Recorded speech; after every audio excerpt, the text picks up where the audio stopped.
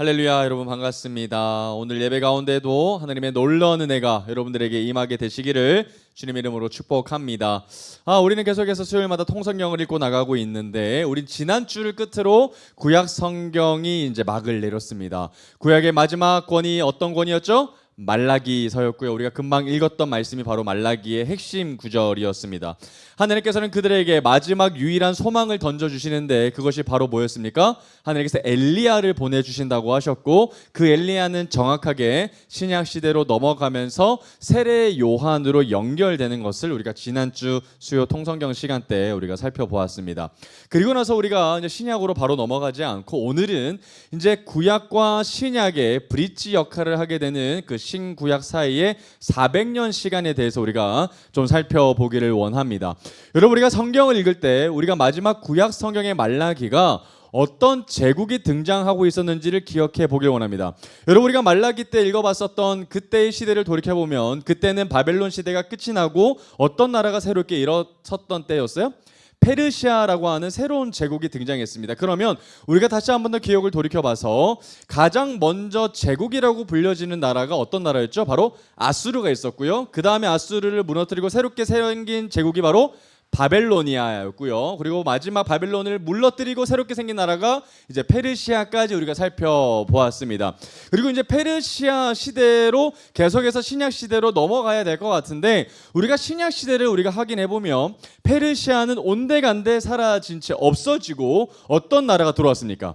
천년의 제국으로 있었던 바로 로마가 등장해 있었다는 겁니다. 그러면 우리가 신구약 그 사이에 페르시아가 멸망하고서 갑자기 로마가 들어오게 된 배경에 대해서 우리가 좀 살펴볼 필요가 있습니다. 왜냐하면 우리가 신약에 들어갔을 때 전혀 알지 못하는 새로운 사람들이 또 등장했기 때문에 그 사람들이 누구냐면 바로 바리새인들과 또 사두개인 이런 사람들이 전혀 구약에는 없었던 사람인데 갑자기 왜 이들이 등장했을까에 대한 이야기도 오늘 중간사 400년을 좀 살펴보면서 한번 말씀을 통해 한번 확인해 보도록 하겠습니다.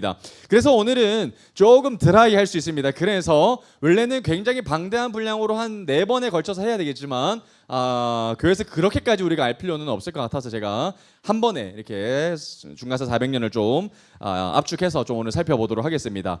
한 번은 좀 살펴봐야 할 것 같은데 그래서 여러분 이 내용이요 여러분 처음 듣는 내용은 아닐 겁니다. 왜냐하면 지금 중고등학교 중학교 2학년 과정에서도 이제 세계사 수업에 이제 대부분 배우는 내용입니다. 그래서 제국에 대한 이야기들을 나눌 때 여러분들이 좀 성경을 중심으로 한번 정리를 잘 한번 해보면 좋겠습니다. 오늘은 좀 화면을 좀 활용해서 오늘 좀 정리를 해보도록 하겠습니다.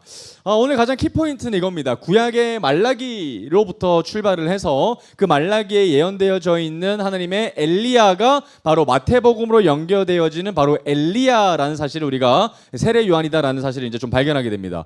여러분, 이 엘리야가 세례 요한이라는 사실은 우리가 추측하는 이야기가 아니라 바로 예수님께서 직접 이 엘리야가 세례 요한이다라고 언급해 주셨기 때문에 우리가 좀 정리할 수 있을 것 같아요.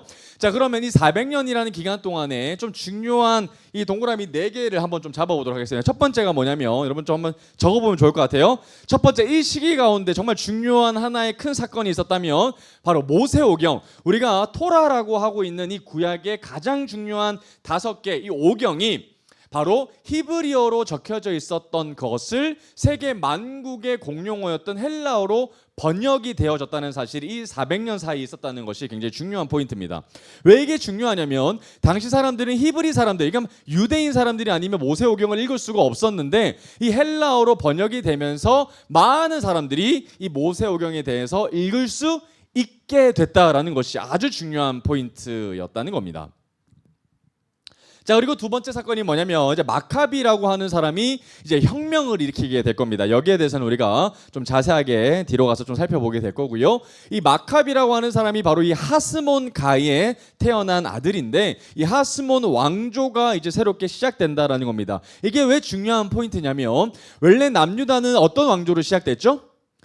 다윗이었습니다. 그죠? 계속해서 남유다는 다윗 왕가, 이게 다윗의 피로 계속 다윗의 아들 해서 쭉 내려갔는데 이 400년 공백에서는 다윗의 왕조로 계속 이어지는 것이 아니라 왕조가 뭐해졌다? 바뀌었다는 거예요. 다윗과 전혀 상관없는 하스몬이라고 하는 사람의 그 가문을 통해서 새롭게 왕조가 시작됐다라는 게 이제 세 번째 포인트고요. 네 번째는 뭐냐면 이 하스몬 왕조가 무너지고 그리고 어떤 왕조가 등장하냐면 헤롯 왕조가 시작된다라는 겁니다. 왜 이게 중요하냐면 여러분 신약 시대 때 왕이 누구였어요? 예수님이 그 당시에 딱 들어오셨을 때 그 당시에 유대를 통치하고 있었던 왕은 바로 헤롯이었습니다. 그러니까 여러분 우리가 뚱딴지 같은 소리인 거예요. 왜냐하면 이 남유다 때까지만 해도 누가 왕이었어요?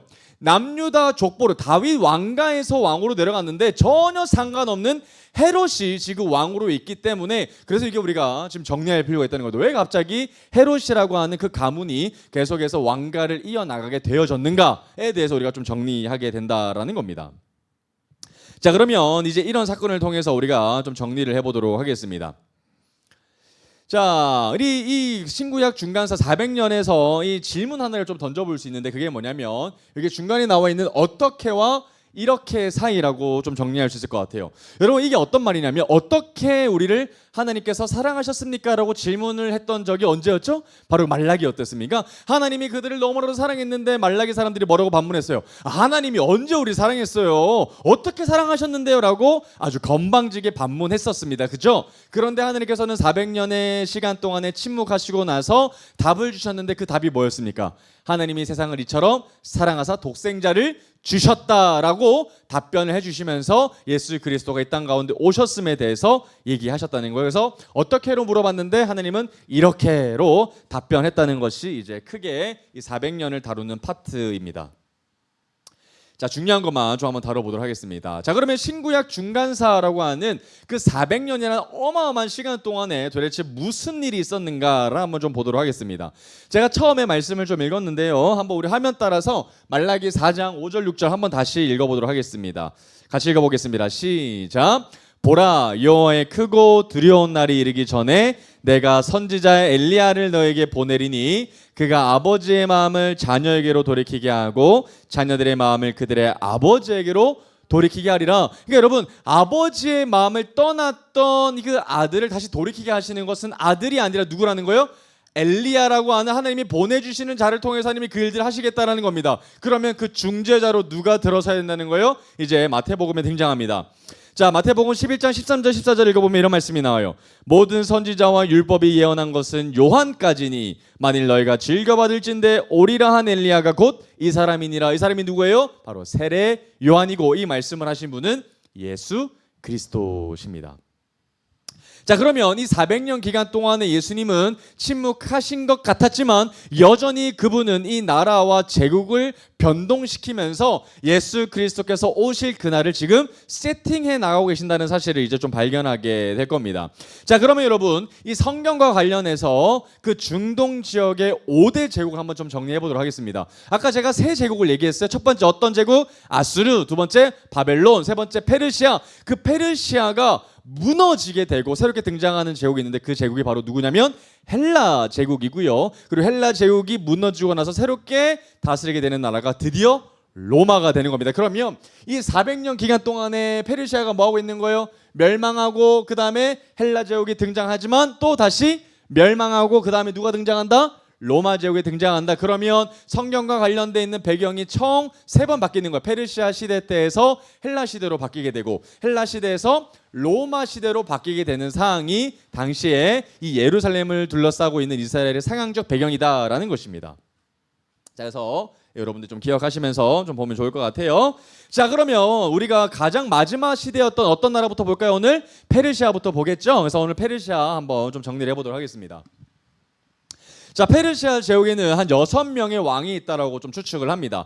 여러분 첫 번째 왕은 이제 고레스라고 하는 사람이고요. 학문적 이름은 이제 키루스라는 이름을 씁니다. 키루스 2세고요. 키루스 1세는 누구냐? 키루스 1세도 있지만 그 당시에는 페르시아의 소도시에서 있었던 왕인데 그 사람과 이름이 겹치기 때문에 이름을 좀 구별해서 1세와 2세로 좀 구분합니다. 그런데 여러분 이 고레스 우리가 모르지 않습니다. 어떨 때 가장 먼저 등장했죠? 바로 다니엘서에서 바로 처음으로 등장했던 왕이 바로 이 고레스라는 왕입니다. 그러니까 페르시아 건국의 아버지라고 좀 적혀 있죠. 그래서 페르시아를 만든 장본인이고요. 바벨론을 밀어낸 아주 위대한 왕입니다. 다니엘 말년 때 등장을 했었고요. 자, 고레스는 좀 정책이 좀 달랐습니다. 바벨론 같은 경우에는 굉장히 폭압적으로 굉장히 억압 정치를 했었더라면 이 페르시아에 다스렸던 초기 건국의 아버지였던 이 고레스 왕은 굉장히 포용하고요. 굉장히 유했어요. 그러니까 이 사람은 거대한 제국을 다스려야 했기 때문에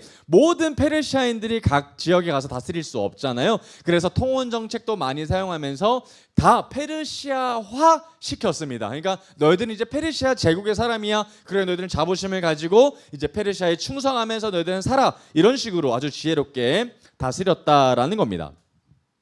그러면서 여러분 우리가 고레스에 대한 이야기를 좀 자세히 살펴보려면 어디를 좀 지나왔었어야 했었죠? 바로 에스라서입니다. 우리 에스라 때 이미 고레스를 다 살펴봤습니다. 그래서 고레스가 내려준 칙령 때문에 어떤 일이 벌어져요? 귀환하는 사건이 벌어지죠. 그래서 그때 왕이 바로 고레스고요. 그래서 관련된 사람이 누구입니까? 스룹바벨 총독과 대제사장인 여호수아가 바로 이 고레스 페르시아의 왕에 의해서 예루살렘으로 돌아가는 일이 있습니다.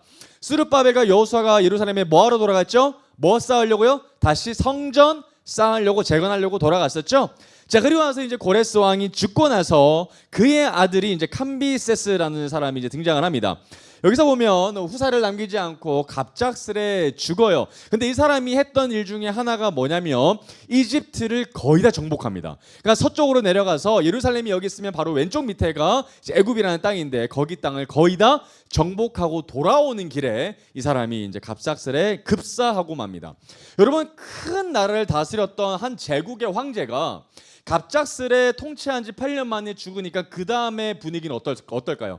당연히 혼란스럽겠죠. 그래서 막 저마다 이제 내가 페르시아를 다스리겠어 하는 그 혼란의 틈 가운데 이상한 사람이 갑자기 그 자리를 찬탈하기 시작합니다. 그러다 보니까 이 고레스 왕가에 있었던 왕족인 사람들이 어떤 생각이 들까요? 반발감이 들어요, 안 들어요? 우리가 왕가인데 너희들은 피도 한 방울 섞이지 않는데 어떻게 이 왕이 될 수 있느냐라고 해서 쿠데타를 벌이키는 사람이 바로 이 세 번째 왕 다리오라는 사람입니다. 여러분 우리도 다리오 사람을 다 잘 알고 있습니다. 이 다리오 사람을 통해서 이제 새로운 왕가가 아니라 그 혈통에 따라서 왕족 중에 한 사람이긴 하나 여전히 어떤 문제가 있냐면 정통성 문제가 있어요. 왜냐하면 왕은 누구만 될 수 있어요? 그 직계 피를 가지고 있는 혈통만 가질 수 있는데 이 사람은 단순히 친척이다 보니까 혈통에 좀 문제가 있었던 것 같아요. 그래서 어떤 문제를 해결하는 거예요? 혼인으로 합니다. 그래서 그 페르시아 건국의 아버지였던 고레스의 딸과 결혼하면서 그 정통성 문제를 해결하기를 원했던 사람이 바로 이 다리오라는 사람이었습니다. 여전히 다리오 때 어떤 일이 벌어지냐면 아까 그 선대의 고레스 왕에 의해서 고레스 칙령 때 허락되어졌던 그 성전 재건 프로젝트가 다리오 때 이제 완공되는 게 바로 이 시대였다는 것이고요. 이 사람이 좀 우리가 중요한 포인트가 뭐냐면 이때 이제 새로운 나라가 등장하기 때문입니다. 여기서 보면 다리오 왕 때 그리스 점령 시도가 있어요. 여러분 이거는 중학교 2학년 때 책에 나옵니다. 이 다리오 페르시아 왕 때 그리스란 전쟁을 벌이려고 해요. 왜냐하면 그럼 페르시아 때 최초로 어떤 생각을 하냐면 우리만큼 강한 나라는 없어. 그래서 이 페르시아 때 전 세계를 하나의 나라로 단일 국가로 만들면 더 이상 이 땅 가운데는 전쟁이 있지 않을 거야라고 착각했어요. 그래서 모든 땅을 점령해야 된다라고 생각했어가지고 막 전쟁을 하고 있는데 이제 어떤 나라가 남은 거예요? 오른쪽으로 넘어가서 이제 이 그리스 땅이 남은 거예요. 유럽으로 넘어가는 그 길목 땅이 그리스가 있으니까 이 페르시아가 야 그래 우리 그리스까지 우리가 먹어보자 해가지고 1차로 전쟁을 합니다. 그런데 문제는 이 배를 타고 바다를 건넜어야 했어요. 그래서 여러분 지금 땅을 보면 튀르키예 땅의 왼쪽 그 바다가 바로 에게해거든요. 그 에게해를 건너서 그리스 땅으로 들어가야 하는데 그 배를 300척이나 끌고 이제 그 그리스 땅으로 들어가려고 하는 찰나에 몬스터 폭풍을 만나서 그 300척이 바다에 다 수장되고 말아요. 그러니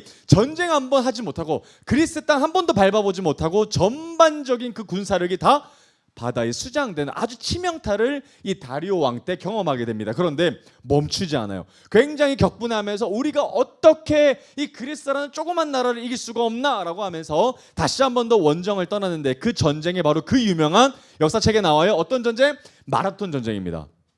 여러분 마라톤 전쟁이 마라톤이라는 지역에서 일어난 일이거든요. 근데 여러분 마라톤 전쟁은 당연히 페르시아가 이겼어야 했습니다. 군사적으로 압도적인 차이가 났는데 이상하게 여기서 참패를 당하고 맙니다.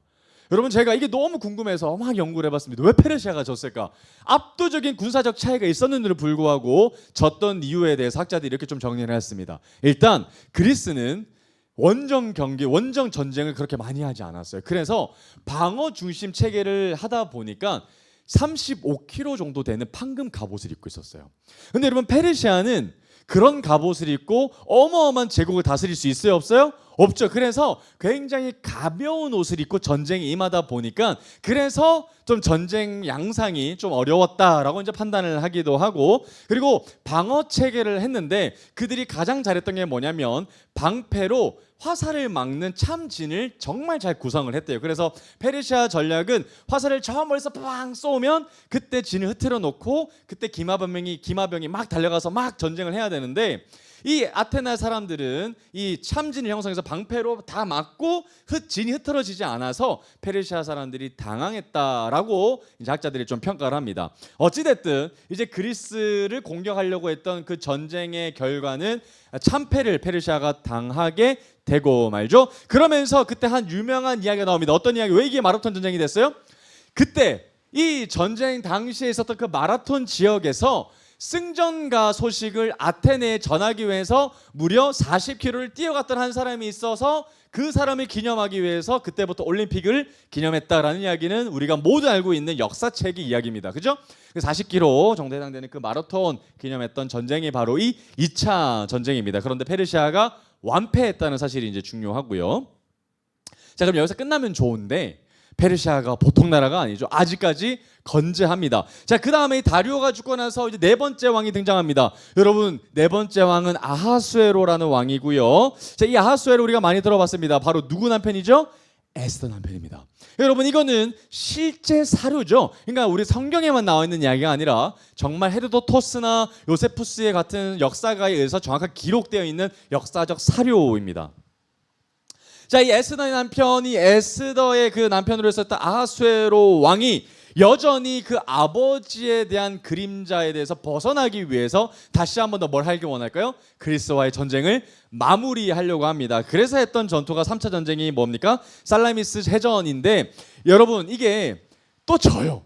또 완전히 참패를 당하고서 완전히 페르시아는 그때부터 이제 내리막길을 이제 걷기 시작하게 됩니다. 여러분 이때 아하수에로 왕을 여러분들이 영화에서 한 장면에서 한번 봤을 겁니다. 아마도 이 사람이 누굴까요? 영화 300에 나오는 스파르타 하는 사람의 그 나는 관대하다라고 하는 사람이 바로 페르시아이고요. 잠깐 사진 한번 보고 오겠습니다. 바로 이 사람이 에스더의 남편이라고 추측되어지는 아하수에로 왕입니다. 그러니까 역사적 사료인데, 그런데 이 사람이 진짜 에스더의 남편일까라는 이야기에 대해서 좀 논쟁이 있습니다만 그래도 많은 학자들이 이 사람을 에스더의 남편이라고 추측을 합니다. 그런데 여러분 여기서 보면 영화에서 스파르타의 영화의 초점은 누구 중심이에요? 페르시아 중심이 아니라 스파르타 중심이죠. 그래서 페르시아를 굉장히 야만적이고 굉장히 저렇게 막 이상한 장면으로 연출을 많이 했는데, 아마도 그리스 학자들이 역사를 많이 기록했다 보니까 페르시아를 상대적으로 굉장히 하등해서 기록했다라고 이제 좀 평가를 합니다. 어찌됐든 이 아하수에로라고 하는 시대적인 역사의 주인공인 사람이 등장을 하고요. 그 다음에 아하수에로 왕 아들이 누가 되는 거예요? 아닥사스다 왕이 이제 우리가 계속해서 역사를 통해서 봅니다. 에스라나 니에미야에서 우리가 봤던 사람이 바로 이 아하수에로 아들의 아닥사스다라는 왕이었어요. 그죠? 그러면서 성전 재건에 의해서 성벽 재건을 허락해주고 투자까지 해주는 사람이 바로 이 아닥사스다 왕이고, 자, 그 다음에 마지막 힘없게 쓰러져가는 왕국의 마지막을 지켰던 사람이 바로 이 다리오스 3세라고 하는 사람이고요. 이 사람이 마지막에 어떤 게 이제 포인트냐면 이수스 전투를 했던 장본입니다. 왜 이수스 전투가 중요하냐면 이제 페르시아가 무너지면 이제 어떤 나라가 새롭게 등장해야 되는 거예요? 바로 헬라 제국이 등장해야 되기 때문에 헬라 제국과 전쟁이 했었던 바로 그 전투 이름이 바로 이 이수스 전투예요. 그러면 헬라 제국에 또 주인공이 있어야 되겠죠? 페르시아의 주인공이 누구라고 생각하면 좋겠습니까? 이 건국 왕국이었던 건국의 아버지인 고레스라고 생각한다면 이번에 헬라 제국의 진짜 주인공은 바로 이 누굽니까? 그 유명한 알렉산더 대왕이에요. 여러분 이거는 여러분 사회책 여러분 지금부터 미리 공부하면 학교 갈 때 여러분들이 다 아실 거예요. 정리가 되는 거예요, 여러분. 뭐 수능 칠 때도 세계사 치면 여러분 내용 다 나옵니다. 이 수스 전투를 통해서 이제 드디어 페르시아가 저물게 되고요. 새롭게 등장하는 헬라 제국이 쫙 등장하면서 이제 성경의 안에 있는 여러 가지 판도가 싹 바뀌게 될 겁니다. 자, 계속 볼게요. 자, 그러면 페르시아가 이 그리스 지역을 침공했던 전쟁을 좀 정리해봤습니다. 1차, 2차, 3차에서 이렇게 3번에 거쳐서 이 3번 말고도 여러 번 크고 작은 전쟁들이 있긴 했지만 크게 여러분들이 기억하셔야 될 건 이 3가지 전투입니다. 이 3가지 전투에서 철저하게 페르시아는 졌다라는 이야기가 실제 사료고요. 자, 그 다음에 그러면 이제 드디어 헬라 제국이 누구인가, 알렉산더가 누구인가에 대해서 우리가 좀 공부해야 되겠죠? 자, 그러면 이제 그리스에 대해서 우리가 좀 한번 살펴보도록 하겠습니다. 자, 여기 첫 번째 보면 그리스가 어떤 나라였는가 보면 자, 약 200년간의 문명에서 굉장히 뛰어난 철학. 그래서 여러분 이제 곧 중3 때 이제 곧 배울 겁니다. 이때 뭐가 등장합니까? 스토아 학파, 뭐 에피크로스 학파 이런 것들이 이제 쫙 나오고 여러분 나중에 윤리 시간 때 고등학교 가면 다 배우는 얘기입니다. 그래서 여러분 이때 굉장히 지성파들이 다 나와. 뭐 소크라테스, 뭐 필라톤, 아리스토텔레스가 다 이때 이제 등장을 하는 겁니다. 헬라 시대 때 막 등장을 하는 겁니다. 그리고 그때 참 유명했던 도시 중에 하나가 바로 이 아테네라고 하는 곳이죠. 아테네라는 중심을 나라를 통해서 이제 이 나라는 굉장히 큰 문화를 형성하게 됩니다. 그 당시에 그리스는 한 단일 국가가 아니라 여러 국가, 여러 도시로 이제 좀 구성이 되어 있었는데 그 중에 가장 대표적인 도시가 바로 이 아테네였고요. 또 다른 대표적인 도시가 바로 이 스파르타라고 하는 그 스파르타, 또 성경의 지명의 배경이 되는 고린도, 또 이제 테베라고 지역으로 좀 나눌 수가 있습니다. 자, 이 동맹 국가가 이제 돼서 이제 그리스 국가로 좀 볼 수 있는데 이들이 동맹했던 이유는 딱 하나입니다. 누가 쳐들어오기 때문에 페르시아가 자꾸만 배를 타고 쳐들어오기 때문에 그리스 연합 도시 국가들이 형성이 됐다라는 것으로 여러분들이 이해하시면 좋을 것 같고요. 자, 그 당시에 아테네가 굉장히 힘이 좀 셌습니다. 그래서 아테네에 한 왕이 있었는데 그 사람이 바로 페리클레스라고 하는 사람이에요. 근데 이 페리클레스가 굉장히 이제 리더로서의 면모를 잘 갖춘 사람이었는데 문제가 있었어요. 단합은 잘했지만 공금을 유용했어요. 그래서 여러분 동맹 국가이기 때문에 다 같이 쓰는 돈이 있겠죠. 근데 그 돈을 아테네에 개발하기 위해서 쓰면 당연히 다른 도시 국가들에서 뭐 어떤 마음이 들어요? 반발감이 들어요, 안 들어요? 들겠죠. 그때 엄청난 돈을 투자해서 만들게 된 신전이 바로 어떤 신전일까요? 바로 그리스에 있는 파르테논 신전입니다. 얼마나 많은 돈을 거기에 쏟아 부었겠습니까? 자, 그래서 이제 4차에 보면은 펠로폰네소스 전쟁이 이제 터지게 됩니다. 기존에 있었던 아테네 중심으로 있었던 델로스 동맹하고 그다음에 그 밑에 있었던 스파르타 중심의 이제 펠로폰네소스 동맹이 이제 전쟁을 해서요. 이제 아테네에 있었던 그 기득권들이 이제 스파르타로 좀 넘어가게 되는 배경이 좀 오게 됩니다. 이건 좀 간단하게 하고 넘어갈게요. 그래서 그리스 도시의 이동 국가의 패권이 이제 처음에 아테네에 있다가 그냥 스파르타에 있다가 테베로 넘어갔다라는 게 중요한데 이 얘기를 왜 하냐면 바로 네 번째 이야기 때문에 그래요. 어떤 지역의 사람이 등장합니까? 마게도니아. 여러분 지금 누구 이야기하려고 이거 얘기하는 거예요? 알렉산더 얘기하려고 하는 거예요. 그러니까 알렉산더 이야기하려고 지금 준비하고 있는 겁니다. 그러면 이 마게도니아, 자 마게도니아 어디에 있어요? 여기가 지금 티르케 땅이고 여기가 이제 이즈미르 땅이거든요. 여기에서 왼쪽 상단으로 올라가면 지금 마게도니아라고 하는 지역이 나옵니다. 거기 마게도니아로부터 있었던 사람이 바로 누구? 필리포스 2세라고 하는 사람이 있어요. 이 사람이 바로 누구냐? 그 위대했던 알렉산더 대왕의 아버지입니다. 그래서 이 사람부터 나오니까 알렉산더가 아무런 기반 없이 대왕이 된 게 아니라 그 아빠가 이미 기반을 싹 다 마련해 놓고 그 다음에 헬라 제국을 일으킨 사람이 바로 그의 아들 알렉산더 대왕이라는 거예요. 그다음 한번 보겠습니다. 자, 헬라 제국이 이제 등장했어요. 이제 페르시아가 끝나갔고 이제 헬라 제국으로 넘어갔습니다. 자, 그래서 여기 보면 자, 페르시아 제국을 멸망시킨 마게도니아의 알렉산더가 재운 제국이 바로 누구다? 뭐다? 헬라 제국이다라고 이야기를 하고 있고요. 자, 헬라 제국의 큰 특징이 있습니다. 헬라 제국의 가장 큰 특징은 헬레니즘이라고 해서 동방에 있는 오리엔트 문화와 당시 그들이 가지고 있었던 헬라 문화를 자연스럽게 융합시키면서 헬레니즘을 만들어냈습니다. 그래서 곳곳에 헬라 지역에 있는 그 모든 곳을 다 헬레니즘, 헬라 문화로 다 만들어 버리려고 했다는 것이 바로 헬라 제국의 정치 방법이었어요. 그러니까 지금도 여러분 우리가 유럽에 가면 어떤 문화가 많아요. 헬레니즘 영향 받아가지고 굉장히 막 동상도 헬레니즘 영향 받았다 이런 얘기 많이 들을 수 있습니다. 자, 그러면 당시에 마게도니아에서 내려왔던 필리포스 2세가 뭐 했는지 한번 보겠습니다. 여러분, 필리포스 2세가 갑자기 기반을 가지게 된 가장 결정적인 배경은 돈을 발견했기 때문에, 금광 발견했기 때문에, 그래서 갑자기 기득권이 확 생기고, 그래서 이거를 중심으로 해서 이제 군사들을 막 사모으기 시작합니다. 자, 그리고 이 사람이 했던 역할 중에 하나가 바로 뭐냐면 한 도시를 자기 이름에 따서 만든 이름이 있는데, 그것이 바로 지금에 나오는 빌립보라고 하는 지역입니다. 그래서 지금도 우리가 그리스 지역의 역사 탐방 성지순례 가보면 빌립보 있어요 없어? 있죠. 그 빌립보가 바로 이 알렉산더 대왕의 아버지의 이름을 따서 만들어졌던 지명이다라는 것을 여러분들 좀 기억하면 좋을 것 같아요. 그래서 바울의 2차 전도 여행 때 유럽에 넘어가는 첫 관문으로 빌립보 교회를 이제 세우는 것을 좀 보게 될 겁니다. 자, 그리고 나서 이제 그다음 알렉산더 대왕의 등장 배경을 좀 보겠습니다. 여러분, 알렉산더 대왕 때 그 아테네를 중심으로 뭐가 생기기 시작했다 그랬어요? 철학이 발전된다 그랬어요. 그래서 그 나라에 가장 중요한 똑똑한 어른이 있었다 그랬다면 뭐 소크라테스나 또 플라톤이나 아리스토텔레스 있다 그랬죠. 근데 이 필리포스 2세라고 하는 아버지가 자신의 아들이 태어나는 것을 보고 누구를 가외 선생으로 붙였는가 봤더니 그 당시에 가장 핫했던 스승이 누구였어요? 바로 그 당시에는 아리스토텔레스. 그래서 아리스토텔레스를 이 사람에게, 이 알렉산더 대왕에게 전속 스승 강사로 붙여줍니다. 가회를 붙여준 거예요. 그러니 알렉산더 대왕은 다른 제국의 왕들과는 달리 어떨까요? 굉장히 똑똑합니다. 굉장히 철학적이고 굉장히 생각이 많아요. 그래서 이 알렉산더 대왕은 전쟁을 할 때마다 이 똑똑한 현자들을 같이 데리고 이동을 하고요. 그리고 전쟁 때마다 항상 저녁에 전쟁 서사에 대한 이야기들, 철학에 대한 관련된 책들을 선생님을 통해서 들었다라고 얘기합니다. 일례로 이런 얘기가 있었대요. 그 아리스토텔레스나 그 당시에 있었던 학파들의 사람들은 하나의 철칙이 있었는데, 그 당시의 사람들은 자신의 가르침을 절대로 도서에 기록해 놓지 않는다 그랬어요. 그런데 이 아리스토텔레스부터 이 책에 좀 기록을 해놨다라고 얘기합니다. 그때 이 알렉산더 대왕이 아리스토텔레스에게 편지를 보내요.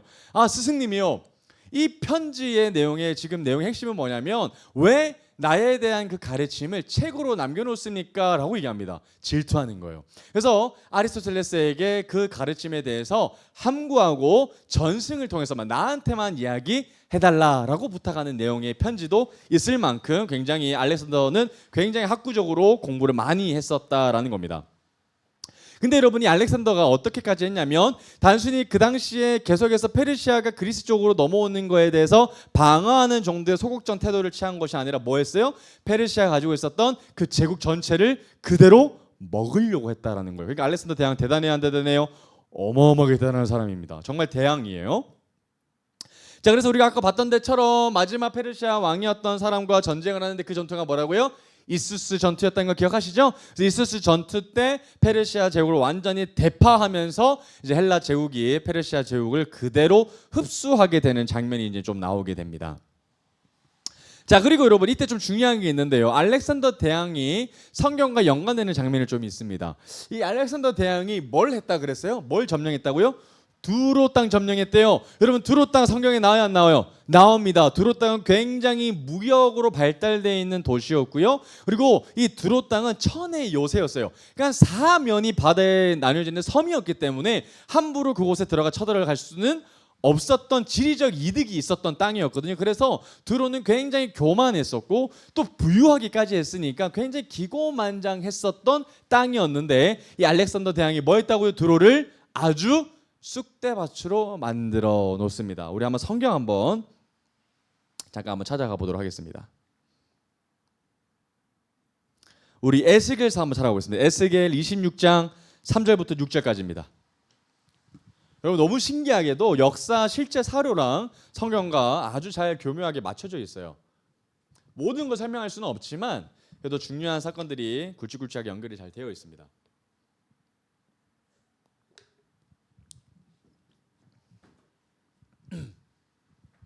자, 에스겔 26장 1절에 보면 소제목이 나와 있어요. 뭐라고 나와 있어요? 두로가 받을 심판이라고 나와 있어요. 그죠? 두로 땅에 대한 심판이 나와요. 자, 2절부터 한번 보겠습니다. 3절부터. 그러므로 주 여호와께서 이같이 말씀하셨느니라. 두로야, 내가 너를 대적하여 바다가 그 파도를 굽이치게 함같이 여러 민족들이 와서 너를 치게 하리니 그들이 두로의 성벽을 무너뜨리며 그 망대를 할 것이요 나도 그 티끌을 그 위에서 쓸어버려 맨바위가 되게 하며 바다 가운데 금을 치는 곳이 되게 하리니 내가 말하였습니다. 주 여호와의 말씀이니라. 그가 이방의 노략거리가 될 것이요 들에 있는 그의 딸들은 칼에 죽으리니 그들이 나를 여호와인 줄을 알리라. 여러분 드로에 대한 심판의 메시지를 응답하는 사람이 바로 누굽니까? 바로 이 알렉산더 대왕이라는 거예요. 그리고 여기 다시 돌아서 알렉산더 대왕이 어떻게 그 천의 요새였던 두로 땅을 점령하는가 봤더니 알렉산더가 이렇게 명하죠. 사면이 바다야 상관없어. 산에 올라가서 돌 가져와 해가지고 바다에 돌을 막 쌓기 시작합니다. 그래서 뚝방길을 쫙 만들어가지고 그 길을 따라서 군사들이 들어가서 두로 땅을 완전히 점령해 버리게 되죠. 두로 사람들 얼마나 충격적이었겠어요. 절대로 들어오지 못할 거라고 생각했는데 길을 만들어서 왔다라는 거예요. 자, 그래서 성경에 있었던 그 두로에 대한 예언, 두로에 대한 멸망에 대한 예언이 알렉산더 대왕 때 성취가 됐다라는 것을 좀 볼 수가 있습니다. 자, 그리고 나서 이제 알렉산더는 이제 이집트 땅을 완벽하게 점령을 합니다. 그리고 나서 거기 알렉산더의 이름을 딴 알렉산드리아라고 하는 도시를 이집트에 세우게 되거든요. 정말 아름다운 도시였습니다. 자, 그리고 예루살렘까지 점령을 합니다. 여러분 예루살렘 점령했다는 이야기가 어떤 이야기입니까? 이제 이스라엘 사람들은 페르시아 속국으로 살아갔다가 이제 누구 속국으로 살아가는 거예요? 헬라 제국의 속국으로 살아갔다는 겁니다. 그러면 궁금증이 있어요. 당시에 예루살렘에 살고 있었던 이스라엘 사람들, 남유다 사람들이 알렉산더 대왕을 본 적이 있을까요, 없을까요? 있겠죠. 왜요? 알렉산더가 예루살렘 점령했으니까. 그래서 실제로 사료를 보면 요세푸스 기록가의 그 역사 사료를 보면 이 알렉산더 대왕이 남유다에 있는 제사장을 방문했다라는 기록이 있어요. 자, 그리고 나서 이 알렉산더 대왕이 딱 그곳에 갔을 때 이 제사장들이 알렉산더 대왕을 반기면서 한 책을 보여주는데 그 책이 바로 다니엘서예요. 한번 볼까요? 다니엘서 8장 21절 한번 찾아보겠습니다. 이거는 역사적 사료에 다 있어요. 요세푸스 기록가에 따르면 이 다니엘서를 이 남유다의 제사장이었던 사람이 알렉산더 대왕에 딱 밀어주자 알렉산더 대왕이 굉장히 놀래하며 굉장히 기뻐했다라고 이렇게 기록해 놨거든요. 다니엘 8장 21절 한번 보겠습니다. 이미 다니엘 시대 때 바벨론 시대 때 이미 헬라 제국이 예언이 되거든요. 한번 보겠습니다. 21절 한번 볼까요? 8장 21절입니다. 뭐라고 나와요? 털이 많은 숫 염소는 곧 헬라 왕이다. 그죠? 그의 두는 사이에는 큰 뿔은 곧 그 첫째 왕이다. 그래서 이 8장 21절을 딱 보여주니까 이 제사장이 뭐라고 그러는 거예요? 바로 이 말씀의 주인공이 누구라는 겁니까? 알렉산더 대왕입니다. 바로 헬라 시대의 왕입니다 라고 얘기했으니 알렉산더 대왕이 어떻게 반응했을까요? 이야, 대단하다, 하나님 진짜 살아계시구나 라고 얘기하면서 굉장히 아주 호의적으로 그들에게 예루살렘의 땅 사람들에게 대우해줬다 라고 이제 기록에 남겨져 있습니다. 왜 그런가 봤더니 당시 알렉산더가 지나갔던 나라 도시들은 다 황폐해졌는데 유일하게 예루살렘만 황폐해 당함을 당하지 않았다라는 거예요. 그래서 아마도 알렉산더가 하나님에 대해서 이야기를 좀 듣고 또 경외함까지 들어서 존중해주지 않았나, 이런 이야기들로 학자들이 좀 정리를 좀 하고 있습니다. 자, 그러나 기본적으로 알렉산더의 정치 기반은 헬레니즘이었기 때문에 모든 각 나라가 어떤 문화를 영향받았어야 했어요? 그리스 문화, 헬라 문화의 영향을 받았어야 했습니다. 근데 문제가 있죠. 아테네에 어떤 게 있었어요? 아까 파르테논 신전이 있었어요. 그러면 그 파르테논의 신전에 있는 어마어마한 그리스 로마 신화들에 대한 배경에 대한 이 문화적 영향을 받을까 안 받을까요? 영향을 받겠죠. 그러면 이제 우리가 좀 느껴지게 될 겁니다. 점점 이 예루살렘 땅과 그리고 이 그리스 신화들에 나오는 신들이 이제 좀 충돌이 일어나겠구나, 여기서 갈등이 일어나겠구나 라는 생각들이 여러분들 가운데 좀 드시게 될 겁니다. 자, 그리고 나서 여러분 조금 더 좀 볼게요. 자, 알렉산드리아라는 이야기가 나옵니다. 알렉산드리아 아까 뭐였죠? 알렉산더 대왕이 이집트 땅에 세웠던 놀라운 대도시였습니다. 자, 그래서 이 알렉산더는 이 도시를 건설하고요, 이집트를 그 당시 헬레네 제국의 수도로 좀 삼게 됩니다. 자, 그리고 나서 여러분 이 알렉산드리아에 뭐가 있었는가 봤더니 세계 7대, 8대라고 얘기하지만 세계 7대 불가사의 중에 하나인 파로스 등대를 만들었다고 얘기합니다. 여러분 파로스 등대 본 적 있어요, 없어요? 없습니다. 왜 못 보죠? 지금은 없어요. 지금은 무너졌습니다. 왜 무너졌을까요? 지진이 났거든요. 지진이 나서 이 파로스 등대가 완전히 없어졌습니다. 근데 그 밑에 터는 좀 남아 있었거든요. 근데 그 터가 도굴꾼들 때문에 다 사라져 버렸어요. 그래서 어마어마했다라고 좀 평가를 좀 받습니다. 자, 그러면 이 알렉산드리아라고 했던 그 당시의 좀 문화를 제가 그림으로 좀 가져가는 한번 보겠습니다. 먼저 알렉산더 대왕입니다. 여러분, 이 사람이 그 넓었던 땅을, 광활한 땅을 통치했던 알렉산더 대왕입니다. 어마어마한 땅을 가지고 있었어요. 멋있죠? 자, 그러면 그 사람이 다스렸던 땅의 크기 얼마만한가? 어마어마하죠? 정말 어마어마합니다, 여러분. 한국 크기 정도를 생각하면 한국 크기는 한 요만큼 되거든요. 그러니까 거기의 땅에 비하면 제국의 땅은 엄청나게 큰 땅을 단일 왕, 이 바로 알렉산더가 통치했다라는 것은 굉장히 대단하다라고 좀 볼 수가 있습니다. 그래서 굉장히 큰 땅이고요. 그리고 이제 그 아버지가 바로 여기 마게도니아에서 내려왔다라고 얘기했고, 아까 페르시아 전투, 어떤 전투? 바로 이수스 전투라는 거 기억나시죠? 여러분, 이제 특히 다음 세대를 학교 가면 이수스 전투에 대해서 여러분들 잘 기억하셔야 됩니다. 자, 그 다음에 이 이집트에 엄청난 도서관을 알렉산더 대왕이 세웠는데 지금은 많이 손상이 돼서 2002년도쯤에 다시 한 번 더 좀 리모델링을 해가지고 건설했다고 합니다. 그래서 여기가 바로 이집트 땅에 세워져 있는 알렉산드리아 대도서관이고요. 이 도서관은 여기뿐만 아니라 헬라 제국 전체에 기반해서 많이 세워졌다라고 얘기하고 있습니다. 자, 그러면 파로스 등대를 한번 보셔야 되겠죠. 다른 뭔가 한번 보겠습니다. 이게 파로스의 등대를 상상으로 해가지고 조감도를 만든 이야기입니다. 엄청나게 높았다라고 얘기하고요. 그리고 여기 앞에는 이제 포세이돈, 해양을 다스리는 포세이돈 신상이 거대하게 세워져 있었다고 하지만 지금은 흔적조차 확인할 수 없을 만큼 다 소실되어졌습니다. 자, 어찌됐든 이 엄청난 일들을 했던 왕이 바로 이 알렉산더 대왕이었고요. 근데 문제는 이 알렉산더 대왕이 순식간에 죽어버려요. 희한하죠. 이 알렉산더 대왕의 그토록 찬란했던 시간들을 잘 마무리를 못하고 전쟁을 이제 마치고 돌아오는 그 여정 가운데 젊은 나이 32세로 생을 마감하고 맙니다. 여러분, 그러면 이제 좀 우리가 의문점을 가집니다.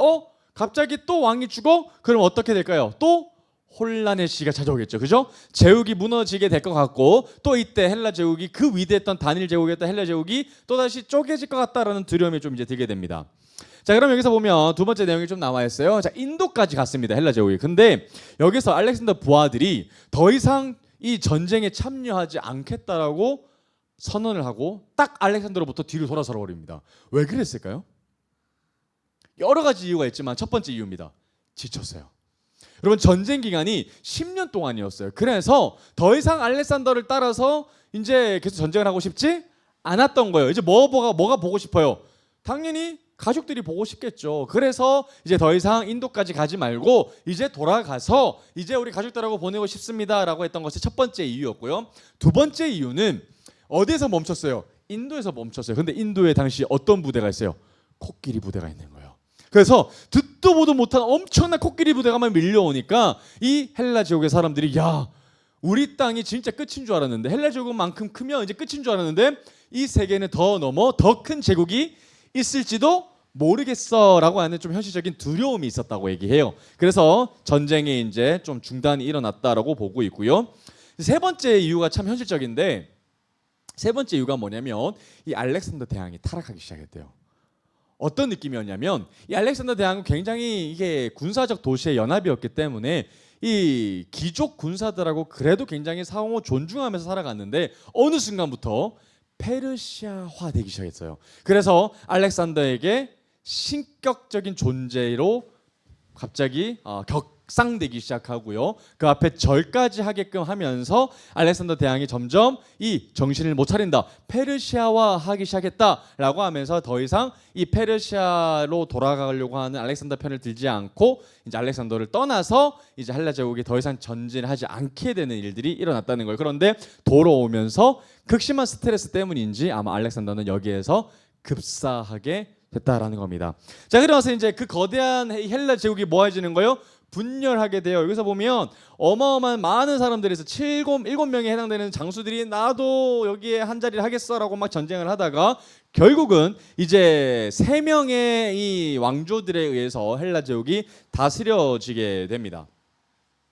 첫 번째 이 헬라의 구조를 보면은 첫 번째 마게도니아, 아까 마게도니아 왼쪽 서쪽에 있었던 거 기억나시죠? 그 마게도니아, 그러니까 그 알렉산더의 본 고장이라고 할 수 있는 마게도니아에서 한 왕조가 등장을 하고요. 그 다음에 이제 인도까지 먹고 있는 어마어마한 땅을 가지고 있는 이 셀루커스 왕조가 있고요. 그리고 이집트 땅으로 이제 새롭게 이 비옥한 땅을 먹게 되는 프톨레미 왕조가 이제 등장을 하게 되는데 제도를 하게 하면 이렇습니다.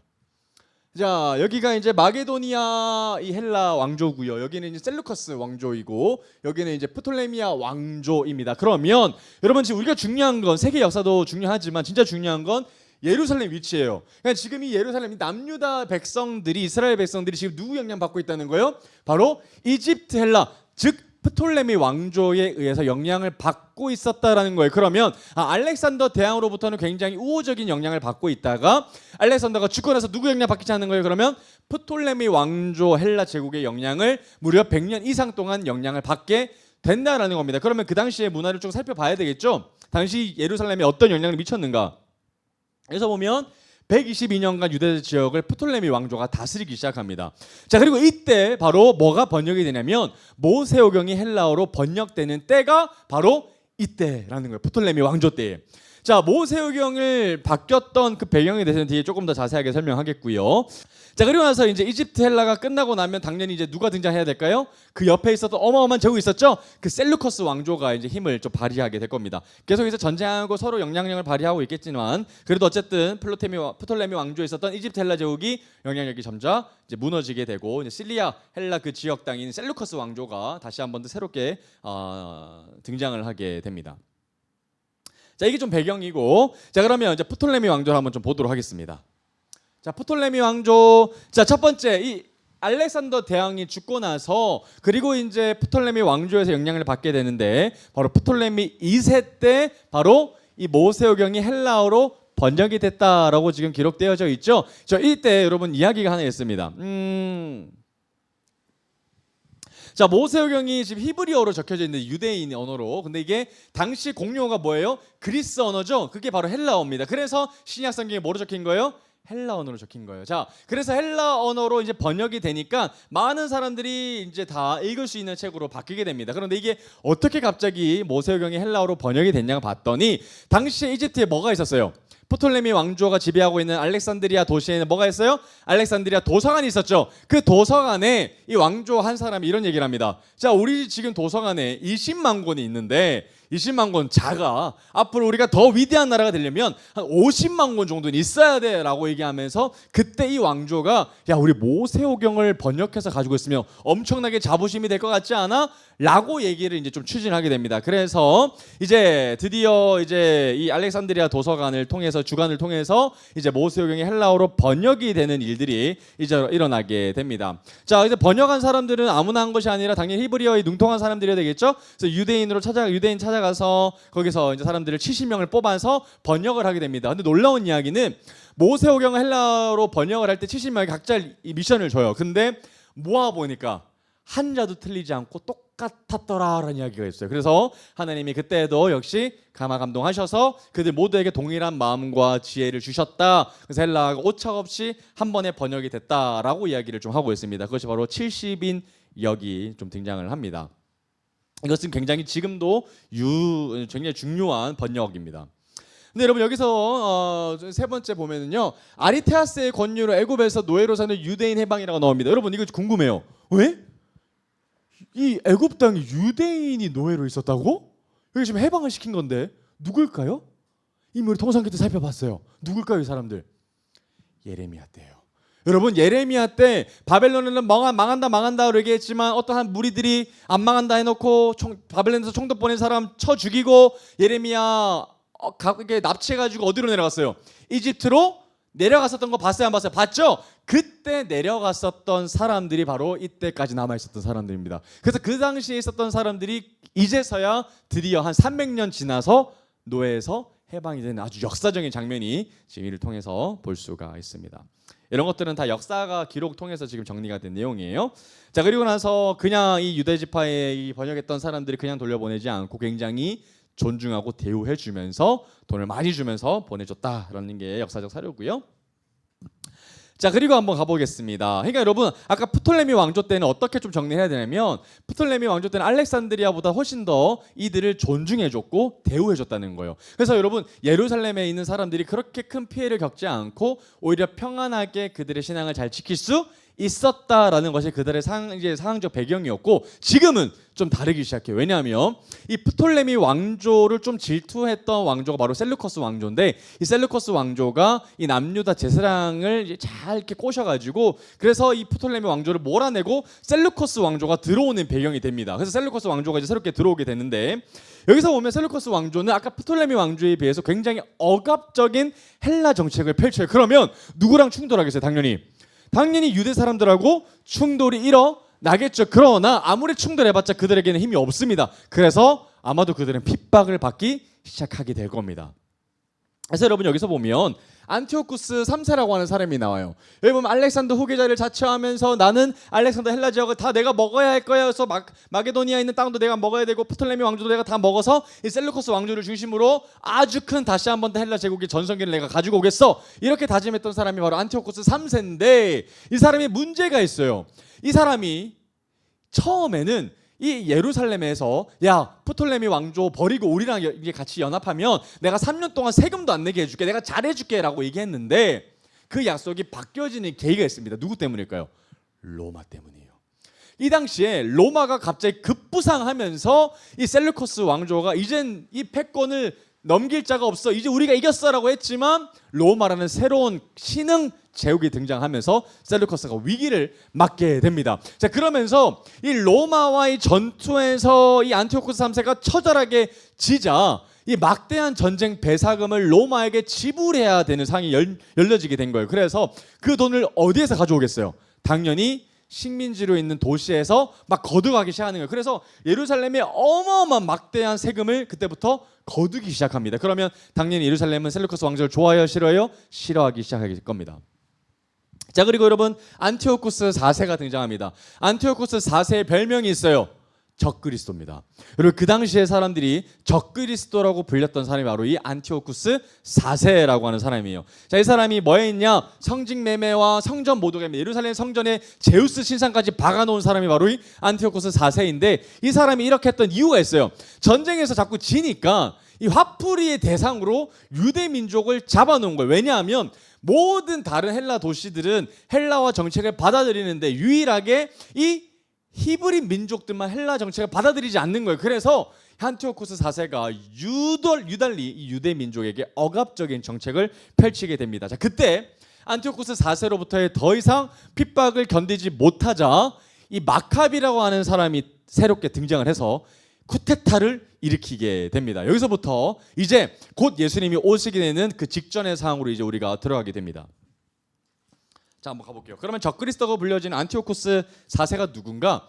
여러분, 이 사람의 또 다른 별명이 있어요. 에피파네스라는 것이 그의 별명입니다. 이름의 뜻이 뭐예요? 신이 나타났다. 그러니 당시 유대민족에 있는 사람들이 뭐 신이 나타났다고? 근데 신이 우리를 억압한다고? 그럼 이 사람은 누구다? 바로 적그리스도다라고 평가를 했었던 거고요. 이 사람이 굉장히 억압적인 정치를 펼쳤기 때문에, 그래서 이 헬라어로 에피파네스라고 하면 신의 현현이라는 뜻인데, 요거를 발음을 잠깐 교묘하게 바꿔서 에피마네스라고 바꾸면 아주 멍청이라는 뜻이 됩니다. 그래서 이 사람들이 에피마네스 이렇게 불렸다, 그렇게 조롱했다라는 이야기들이 있습니다. 조금 돌려서 얘기했지만 실제적인 이야기는 미친 사람이라고 얘기를 했대요. 자, 그만큼 안티오쿠스는 굉장히 억압적인 정책을 펼쳤고요. 자, 그러면서 극심한 유대인 탄압이 시작되자 유대인들 사이에 이제 갈등이 일어나기 시작했던 겁니다. 왜? 여러분, 이 왜 갈등이 일어나냐면, 우리 역사도 6.25 전쟁이 일어나기 전에 한일 항쟁을 하면서 우리 안에서도 많은 사람들의 의견이 갈렸어요. 어떤 사람들은 우리가 비폭력 항쟁을 해야 된다라고 얘기했던 사람들이 있고, 아니야, 우리는 항쟁해야 되는데 무력 항쟁을 해야 돼라고 했던 사람들도 있었고, 또 다른 사람들, 어떤 사람도 있었어요. 아예 도망갔던 사람들도 있었습니다. 그래서 이 당시에 안티오쿠스 4세 때문에 유대가 너무 핍박을 받으니까 자기들끼리 의견이 갈리기 시작하는 거예요. 야, 이 상황 가지고 우리 어떻게 해야 될까? 그래서 갈리게 됐던 사람의 배경이 바로 어떤 사람들? 사두개인, 바리새인, 에네세파 그러면 젤롯당. 젤롯당이 뭐냐면 바로 열심당원이에요. 열심당원이 젤롯이라는 단어인데, 그래서 이렇게 많은 분파들이 생겼다는 겁니다. 분파 왜 생겼다고요? 안티오코스 4세가 너무 핍박해서 생겼다는 거예요. 이해되시죠? 그래서 이 사람들이 각자 저마다의 의견을 달리해서 이 4명의 분파들이 생겼다라고 좀 볼 수가 있습니다. 자, 그런데 아까 이게 마카비라고 했던 사람이 혁명에 좀 성공을 하면서 셀루커스 왕조가 이 마카비 혁명 때문에 예루살렘에서 조금 벗어나게 되는 좀 은혜가 좀 있습니다. 여기 사진 보면 안티오코스 4세 좀 못되게 생겼죠? 조금 인상 굳게 생겼습니다. 계속해서 볼게요. 자, 그러면 이제 유대의 마카비 혁명의 시작을 좀 보겠습니다. 이제 얼마 남지 않았습니다. 이제 드디어 예수님이 곧 오실 때 얼마 안 남았거든요. 자, 유대의 마카비 혁명이 시작되는데 이 사람의 혁명에 대한 좀 저항을 좀 보겠습니다. 자, 이 마카비의 아버지가 이제 마타디아라고 하는 제사장이었는데, 마타디아는 이런 말을 좀 남겼다고 해요. 뭐라 그랬어요? 율법에 대해 열심을 보일 것이며 우리 조상들의 언약을 위해 목숨을 바쳐라 라고 얘기했다는 겁니다. 그러니까 그 당시 안티오코스 4세 때문에 굉장히 성전이 무너지고 힘들어지고 있으니까 그들은 이걸 무너지지 않고 끝까지 저항하고 버티려고 했다라는 거예요. 자, 그러면서 이제 뭐가 일어나냐? 유대의 마카비라는 이 아들 중심으로 혁명이 시작됩니다. 자, 그럼 여기서 보면 막 여러 가지 일들이 많아요. 뭐 안식일도 금지시켰고, 할례도 금지시켰고, 율법서도 못 가지게 했고, 예루살렘 성전도 강탈도 했고, 저 예루살렘 성전 안에 제우스 신상도 세우고, 돼지 잡으면 안 되는 돼지도 세우고, 막 여러 가지 진짜 안 좋은 일들을 안티오코스 4세가 다 하거든요. 그때 마카비라고 하는 사람이 아버지의 영향을 받아서 야, 이렇게 가만히 있으면 안 돼, 우리도 저항해야 돼라고 했던 사람들이 바로 이 사람이라는 겁니다. 자, 그럼 여기서 보면 한번 볼까요? 자, 할례를 행한 부모와 아기들 사람이 반대하는 하시딤, 동그라미 쳐볼까? 하시딤이 이 사람들이 어떤 사람들을 연결되냐면 바로 바리새인들입니다. 그러니까 처음에는 바리새인이라는 이름을 쓰지 않았고 하시딤이라는 이름을 적었는데, 이 하시딤의 뜻이 뭐냐면 분리된 사람들이에요. 그러니까 그 당시에 타락된 성전을 바라보면서 헬라니즘의 영향을 받는 사람들이 아니라 우리 이렇게 될 수 없어, 우리 하나님 앞에 구별된 사람들이야, 언약을 지켜야 돼라고 빠져나온 사람들이 누구라고요? 바리새인들, 하시딤이라는 거예요. 그러면 여러분, 처음부터 바리새인들이 나쁜 사람들이 좋은 사람들이요? 처음부터 나쁜 사람들 아니었어요. 하나님 앞에 구별되길 원했던 사람들이 바로 바리새인들이었다는 거예요. 그런데 나중에 그것이 율법화되면서 종교화되면서 개토화되고 아주 타락하기 시작했던 거지, 처음부터 그렇게 되지 않았다는 겁니다. 자, 그러면서 이제 이 마카비 중심으로 혁명을 일으키게 되는데, 이 무력 항쟁을 했는데 다행히 셀루커스 왕조를 좀 밀어냅니다. 자, 그러면서 마지막에 예루살렘 성전을 회복하고 유대인들의 종교를 다시 자유하게 됐다라는 것이 마카비 혁명의 아주 큰 일임이라는 거예요. 그래서 여러분, 수전절을 이때부터 시작합니다. 이때가 여러분 예수님 오시기 한 BC 한 200년 전이거든요. 그러니까 이때 수전절이 새롭게 생겨나는데, 지금도 수전절은 유대인들이 지키고 있습니다. 그래서 유대인들이 수전절을 어떻게 기념하냐면 그 메노라라고 하는 촛대 있죠? 거기에다가 하루하루씩 가지고 촛불 켜면서 불을 밝히고, 이때 막 선물도 주고 받으면서 수전절을 행복하게 지키고 있습니다. 수전절의 의미가 뭐겠어요? 다시 셀루커스 왕조 때 빼앗겼던 성전을 뭐했다? 되찾았다, 성전 되찾았다라는 의미가 바로 수전절입니다. 받을 숫자에 성전 전자 해가지고 성전을 다시 받다. 그러면 이 말씀이 이제 다음 절에 보면 우리가 요한복음 강의하고 있는데, 요한복음 10장 22절에 수전절이 나와요. 아, 그래서 수전절이 나왔구나. 수전절에 대한 배경이 성경에 나와요, 안 나와요? 안 나옵니다. 왜요? 여기는 400년 사이에 있었던 이야기이기 때문이죠. 그래서 수전절이 뭐냐 그러면 이 셀루커스 왕조 때 마카비의 가문을 중심으로 해서 혁명을 일으켜서 다시 성전을 되찾은 날을 기념한 날이 바로 수전절이다라는 것을 여러분들 좀 정리해 주시면 될 것 같습니다. 자, 쭉쭉 넘어가 볼까요? 자, 마카비, 여러분, 마카비에서 성경이 중요해요, 안 중요해요? 중요합니다. 수전절에 대한 이야기도 중요해요, 안 중요해요? 중요하죠. 그래서 마카비서가 있어요. 처음 들어보셨죠? 마카비서는 어디에 있을까요? 카톨릭에 있습니다. 성당 가보시면 마카비서가 있어요, 따로. 그래서 마카비서에 여기 구약 400년 사이에 있었던 일들에 대해서 기록이 되어져 있는데, 왜 기독교에서는 마카비서를 뺐을까요? 이상한 내용들이 많이 포함되어 있거든요. 그래서 우리가 받아들이기 어려운 내용들이 포함되어 있어서, 그래서 우리는 외경이라고 얘기를 하고요. 카톨릭에서는 마카비서를 아예 정경으로 포함을 시키고 있습니다. 이런 재미난 이야기 좀 넘어가 보게 되겠고요. 자, 마카비 혁명 가운데 좀 중요한 포인트가 있는데, 자, 넘어가 보겠습니다. 자, 이 마카비 혁명을 통해서 그 당시에 좀 사람들이 나눠졌다라고 제가 얘기 드렸어요. 자, 그럼 여기서 나눠진 사람들 좀 보겠습니다. 자, 처음에 헬레니즘이 막 억압적으로 들어오니까 야, 우리도 어느 정도 이제 대세가 헬레니즘 아니냐, 좀 우리가 융통성 있게 좀 받아들이자라고 얘기했던 사람들이 있을까 없을까? 있겠죠. 그 사람들이 바로 누구라? 사두개인들입니다. 좀 융통성 있게 정치에 따라서 좀 이동하면서 받아들일 거 받아들이고 받지 않을 거 좀 타협하면서 했던 사람들이 바로 사두개인이고요. 그럼 바리새파는 어떤 사람들일까요? 아주 강건한 사람들이요. 야, 받을 수 없어, 우리는 타협할 수 없어 라고 했던 사람들이 바로 바리새인들이다 라고 좀 볼 수 있을 것 같습니다. 자, 사두개파의 좀 특징 중에 하나는 이 사람들은 부활을 믿지 않아요. 왜 그럴까요? 왜 부활을 믿지 않을까요? 누구 영향 때문에 그럴까요? 헬레니즘 때문에 그래요. 스토아 학파나 에피쿠로스 학파의 영향을 받아서 이 영혼에 대해서 이제 굉장히 회의적으로 생각을 했던 거고요. 그러다 보니까 더불어 모세 오경만 권위를 가지게 하지 선지서를 아예 배제시킵니다. 자, 그러고 나서 이제 다음에 한번 좀 보겠습니다. 그 다음에 이제 하스몬 왕조가 되는, 아까 여기서 봤던 사람이 마타디아라는 아빠고요. 그다음에 여기 셋째 아들이 바로 마카비 사람입니다. 마카비가 아까 혁명을 일으켰고 마카비 형제들이 다 함께 도와서 차례대로 좀 같이 도와서 일을 시작합니다. 근데 문제는 뭐냐면요, 마카비 혁명 잘했어요. 잘했는데 이 마카비가 죽고 나서 이 요나단이 한번 했다가 이제 시몬이 정권을 이어봐서 가게 됩니다. 그리고 이 시몬을 이제 중심으로 해서 시몬의 아들들이 이제 계속해서 영향력 있는 자리에 가는데, 그러면 이 집안이 앞으로 어떤 사람으로 등장할까요? 왕조가 되는 거예요. 그래서 이 마카비가 속해 있는 왕조가 하스몬 왕가이기 때문에 그래서 하스몬 왕조라고 얘기하는 겁니다. 다윗 왕조에서 뭐로 바뀌었다? 하스몬 왕가로 바뀌었다라는 거예요. 그래서 문제가 뭐냐면 이 하스몬 왕조 때 왕도 하면서 뭐도 했던 거예요? 대제사장을 겸직합니다. 여러분, 왕과 대제사장을 겸직하면 돼야 안 돼요? 안 되죠. 레위기법에 따라 하면 안 됩니다. 그런데 왕과 대제사장을 같이 하다 보니까 자연스럽게 시간이 흐르면 흐를수록 뭐가 될까요? 부패하기 시작할 겁니다.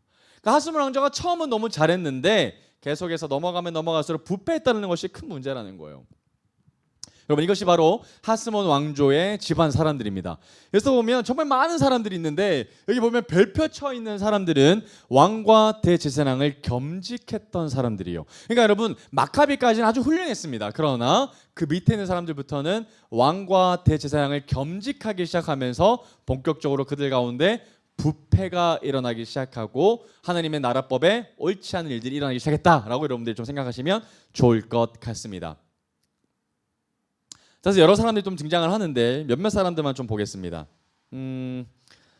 자, 요한 힐카누스라고 하는 사람이에요. 요한 힐카누스라고 하는 사람은 굉장히 용감한 사람이었습니다.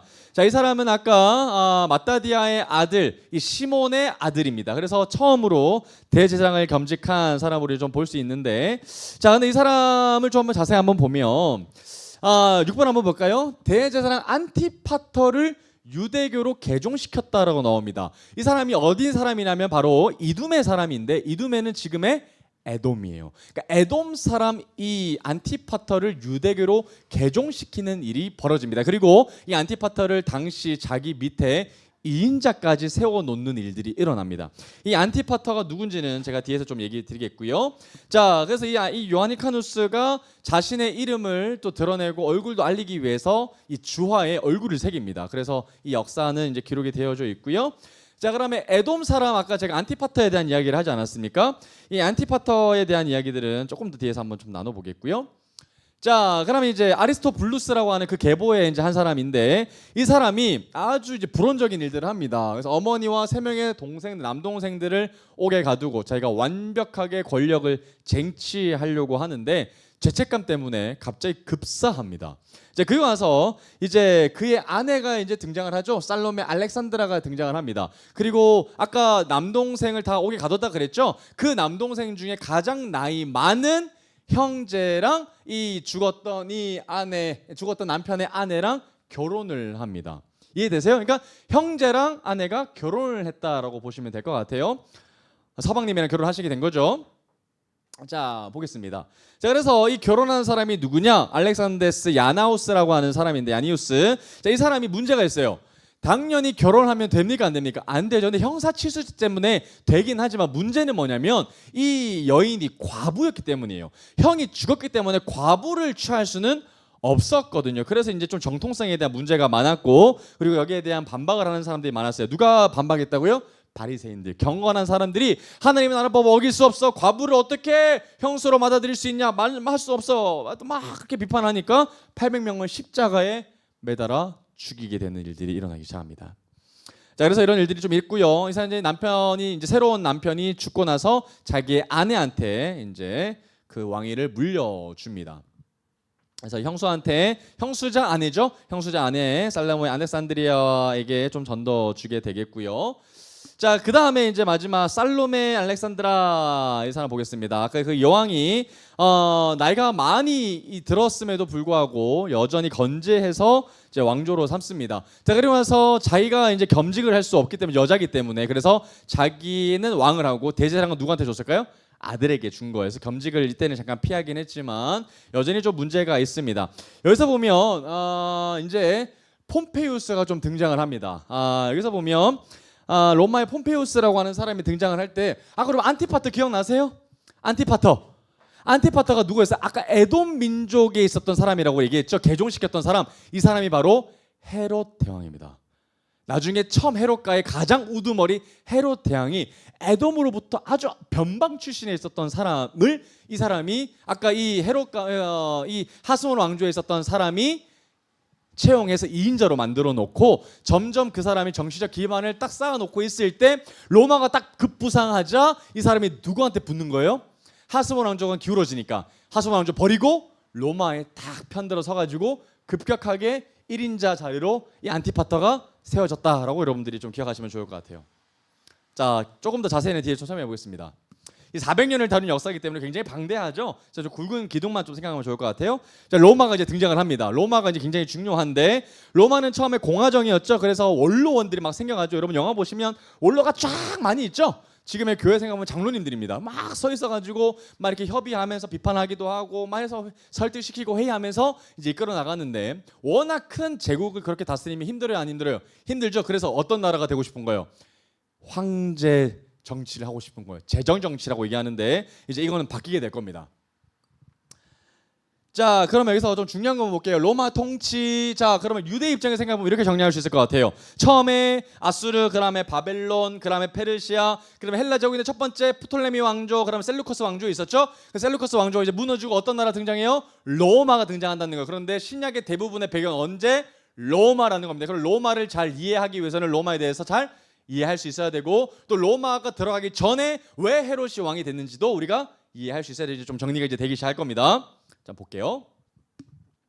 자, 로마족의 유대 통치입니다. 뭐 여러 가지 이야기가 있지만 여기서 좀 중요한 왕을 좀 보겠어요. 로마도 처음부터 막 시작했던 것이 아니라 여러 가지 이제 좀 소규모로 시작했다가 한 강력한 왕이 등장하는데, 그게 사람이 바로 줄리어스 시저라고 하는 사람이고요. 성경에는 이 사람 이렇게 이름이 등장합니다. 가이사. 가이사 들어봤어요? 안 들어봤어요? 들어봤죠? 가이사의 것은 가이사에게, 그러니까 하나님의 것은 하나님의 것에게, 이렇게 해가지고 그 세금 문제 다루었을 때 이름이 등장했던 그 가이사가 바로 이 율리우스 카이사라고 하는 사람입니다. 이 사람이 엄청나게 강했던 사람이었고요. 그 로마의 얘기 들어보면 삼두 정치라고 합니다. 세 개의 머리를 통해서 로마의 큰 제국을 다스린다고 했을 때 그때 등장한 사람이 율리우스 카이사르, 그다음 폼페이우스, 크라수스인데, 원로원 입장에서는 율리우스 카이사르가 너무 강력해지니까 삼두 정치의 두 사람 폼페이우스랑 이간질을 시켜요. 그래서 그 힘을 균형을 맞추려고 하는데, 그때 카이사르가 원로원들의 눈치를 채고 이런 말을 남겼다고 해요. 주사위는 던져졌다 라는 말을 딱 던지고 나서 폼페이우스로 향해 달려가서 폼페이우스 그 자리에서 죽여버리고 원로원 척결하고 자기가 그 자리에서 황제로 빡 하고 이제 들어서는 장면이 나옵니다. 그래서 이제 황제 정치를 해야 된다라고 얘기했는데, 율리우스 카이사르에게 그런 아주 청사를 딱 보여주고 난 다음에 누구한테 죽어? 율리우스 카이사르가 곧바로 원로원에게 죽어요. 원로원에게 암살 딱 당하고 나자마자 이제 그 사람이 이제 누구가 등장합니까? 그의 아들, 이제 실제 아들은 아니고 양아들이에요. 옥타비아누스 아우구스투스라고 하는 사람이 등장하게 됩니다. 이 사람이야. 옥타비아누스 들어보셨을 거예요. 아우구스투스라고 하는 사람이 이제 등장을 하는데, 성경에는 아구스토라고 이제 이름을 하여서 등장을 합니다. 자, 이 사람이 이제 아버지의 뒤를 이어서 정치적 영향력을 회복하고요. 이 사람도 똑같이 삼두 정치를 합니다. 그래서 세 개의 대가리를 딱 잡아놓고 우리 같이 정치하다 했던 사람이 옥타비아누스, 안토니우스, 레피두스인데 아까 클레오파트라랑 꽁꽁냥냥 해가지고 했던 사람이 바로 안토니우스입니다. 그래서 안토니우스와 그다음에 클레오파트라랑 같이 팀을 해놓고 그다음에 옥타비아누스가 전쟁을 했는데 누가 이겨요? 옥타비아누스가 그들을 다 싹 멸절시키죠. 그래서 이제 옥타비아누스가 강력한 왕으로 이제 들어서게 됩니다. 그리고 이제 옥타비아누스 때 원로원들이 그렇게 방해하고 하지 말라고 했던 황제 제도를 드디어 시작하게 됩니다. 그래서 로마의 초대 황제는 율리우스 카이사르가 아니라 바로 이 옥타비아누스라고 얘기합니다. 왜냐하면 율리우스 카이사르는 해보고 싶었는데 하기도 전에 원로원들에게 죽었고 그의 아들 옥타비아누스에 의해서 이제 드디어 등장하게 된다는 겁니다. 자, 그러면 왜 갑자기 헤롯이 등장을 했을까? 아까 이 프톨레미 왕조가 지나고 셀루커스 왕조가 이제 새롭게 등장하고 났는데 셀루커스 왕조도 무너지고 하스몬 왕조 마카비 혁명해가지고 이제 남유다 백성으로 좀 성전 회복 운동이 일어났었죠. 근데 마지막에 어떻게 됐어요? 타락하기 시작하면서 하스몬 왕조도 뭔가 무너질 것 같았고 그 당시에 누가 올라왔어요? 로마가 빡 하고 올라갔었던 걸 누가 봤던 거예요? 에돔 사람이었던 이자 안티파터가 이거 상을 좀 지켜보고 있었던 거예요. 그러면서 야, 이제 새롭게 급부상한 나라는 로마이니까 로마에게 내가 붙어야 되겠어라고 했던 거예요. 그래서 로마에 대해서 로비도 엄청 잘하고 로마에 대해서 이 입김을 쫙 불어놓으니까 로마는 어떻게 생각했냐면 예루살렘을 잘 다스리기만 하면 됐던 거예요.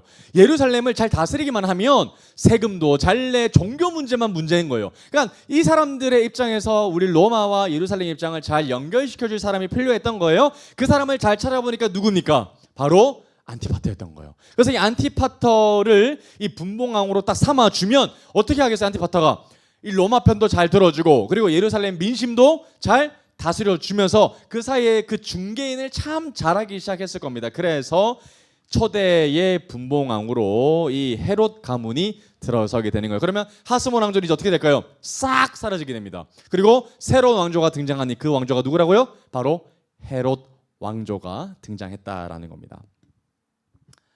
자, 그래서 이제 헤롯의 이제 아들들이 막 이제 등장을 합니다. 그리고 안티파터가 죽고 나서는 우리가 제일 잘 흔히 알고 있는 사람이 대헤롯이라고 얘기를 하고요. 대헤롯의 이제 큰 우리 성경에 나오는 배경이면 5번에 나와 있죠.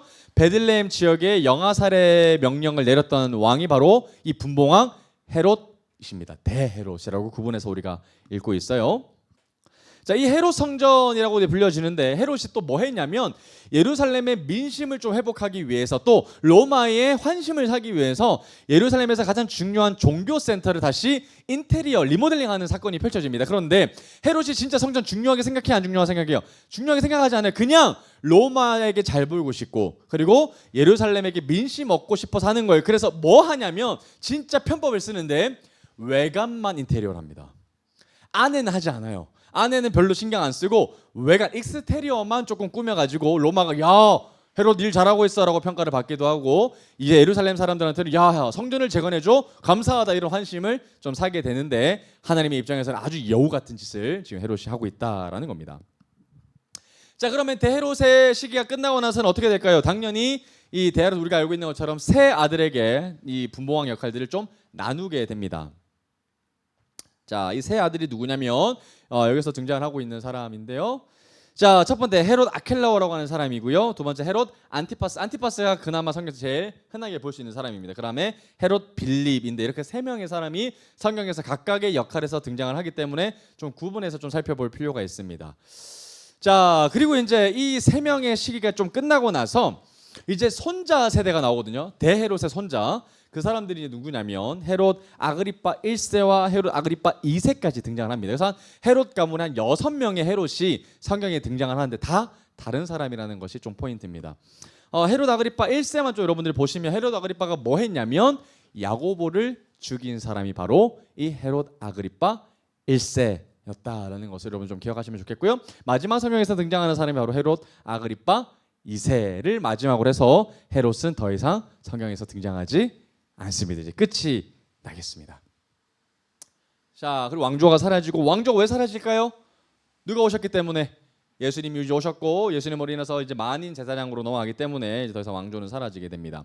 자, 그래서 이제 드디어 누가 오시는 거예요? 예수님이 이 땅 가운데 오셔서 이제 모든 나라를 세팅하시고 이 나라 가운데 하나님께서 놀라운 일들을 이제 행하기 시작하실 거라는 겁니다. 그러면 예수님이 이제 마옥간에서 태어나셔서 이제 호적 정리 때문에 이제 잠깐 내려가는 거 기억하셨죠? 그때 호적 정리를 명했던 사람이 여기서 나왔던 로마 제국의 초대 황제인 옥타비아누스 아우구스투스라고 하는 사람이 로마 전 지역에 로마 지역에 있는 속국에 있는 모든 전 지역에 이 주민등록증을 이제 발급받기 위해서 호적 정리를 하기 위해서 이제 그 성경의 내용들이 이제 성경에 기록되어 있는 것을 좀 보게 됩니다. 자, 여기까지 여러분 성경에 있는 400년 중간사에 대한 내용을 한 호흡으로 쭉 살펴봤습니다. 여러분 잘 이해가 되지 않아도 괜찮아요. 그러나 좀 중요한 포인트는 이겁니다. 400년 동안 하나님이 아무것도 행하시지 않았다는 것이 아니라는 거예요. 하나님은 누가 오실 것을 준비하고 계셨던 거예요? 엘리야가 오실 것을 준비하고 계셨고 엘리야를 통해서 예수님이 오실 길을 예비하고 계셨다. 그래서 누가 필요해요? 바리새인과 사두개인을 통해서 이제 재판으로 넘어가야 되는 상황이 나오겠고요. 재판으로 넘어가서 십자가형이 준비 세팅이 되어야 되죠. 그래서 이 모든 일들을 하나님께서 준비하고 계획하셨다. 그 성경에 있는 기록들에 대해서 성취하시기 위해서 헬라 제국을 사용하셨다라는 것들의 내용들이 이 400년 사이에 숨겨져 있는 이야기다라는 것을 통해서 여러분들이 확인하셨으면 좋겠고, 하나님은 여전히 이 땅 가운데 일하고 계시고 하나님은 우리나라를 넘어서 온 땅을 창조하셨고 만물을 운행하고 계시는 운행자라는 사실을 여러분들이 깊게 깨달아 아시게 되는 시간이 되시기를 주님으로 축복합니다.